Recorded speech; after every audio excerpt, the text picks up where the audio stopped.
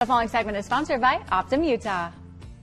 How does daylight saving time affect your sleep, your mood, and your overall health? Dr. Christopher Valentine from Optum Utah is here to share how much sleep you really need, why the time shift can throw our bodies off, and what you can do to adjust smoothly. Welcome to the show. Thank you. Great to see you. Are you feeling tired today? I am a little bit after the time change. Well, it's always an adjustment. I kind of prefer the fall back compared to the spring forward. I know, we just think like, oh, we get to gain an hour, but this we're jumping forward a little bit, so it's different.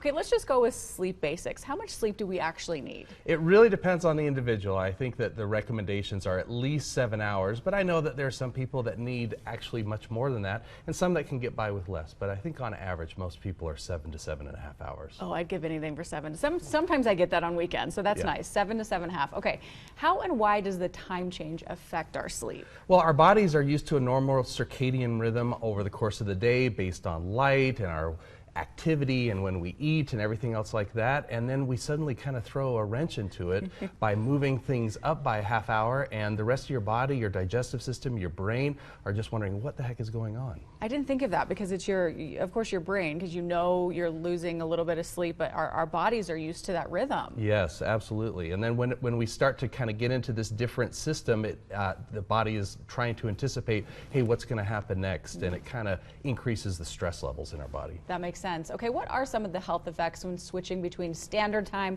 and daylight saving time? Well, when we're kind of leaping forward there a little bit, it causes changes to our blood pressure, to our level of fatigue and whatnot. So a lot of the things that we really are taking for granted as far as our alertness at different times of the day are maybe not going to be there, and that can have real consequences. For example, it's known that every time there's a time change like this, that the rates of heart attacks go up, that the rates of car accidents go up because people are just not, their bodies just aren't ready, and they just think they can power through it.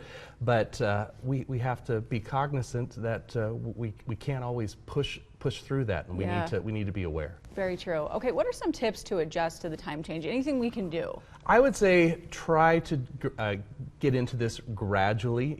At this point it's maybe a little bit late, but even before the time change, it's good to kind of ease into it. But here where we are right now, I think just try to ease into it. Give yourself a little bit more time.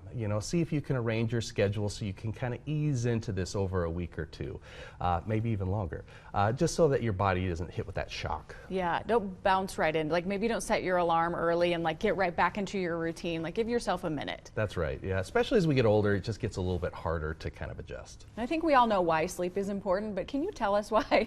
Well, to be honest, we don't know all of the reasons why we need to sleep, but I think a lot of it has to do with the way that our brain resets, the way that our brain is able to remove toxins that accumulate over the course, waste products that accumulate over the course of the day in our brain, that we're able to kind of normalize and understand the things that have happened. And so there's a lot of science going on to try to figure this out, but one thing we know is that when we don't get sleep, we suffer, and lack of sleep ultimately can even lead to fatal consequences. Sure, and you feel that when you're missing out on your sleep. Okay, all the information is at the bottom of your screen if you want more tips. Thank you so much, Dr. Valentine. Thank you. Great to see you. Thanks for being here. Appreciate it.